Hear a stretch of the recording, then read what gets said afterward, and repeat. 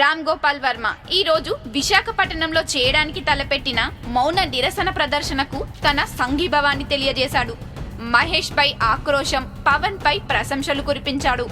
అందరూ సినిమా హీరోల్లాగా పవన్ కాదు అని అంటూ, అందరూ హీరోలు సినిమాల్లో పోలీసులతో, రాజకీయ నాయకులతో పోరాటం చేస్తారని, పవన్ మాత్రం నిజ జీవితంలో అసలు విలన్లైన రాజకీయ నాయకులతో పోరాడుతున్నాడు అంటూ పవన్ ను ఆకాశానికెత్తేశాడు.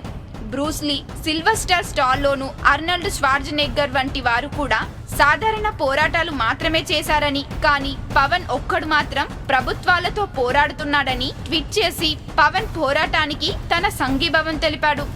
మహేష్ పై తన దృష్టి పెడుతూ తమిళుల జల్లికట్టుకు మద్దతు తెలిపిన మహేష్, ఏపీ ప్రత్యేక హోదాను మాత్రం పట్టించుకోవడం లేదంటూ, ఈ ప్రవర్తన వల్ల మహేష్ ఆంధ్రప్రదేశ్ ప్రజల దృష్టిలో ద్రోహిగా మిగిలిపోతాడు అంటూ సంచలన వ్యాఖ్యలు చేశాడు.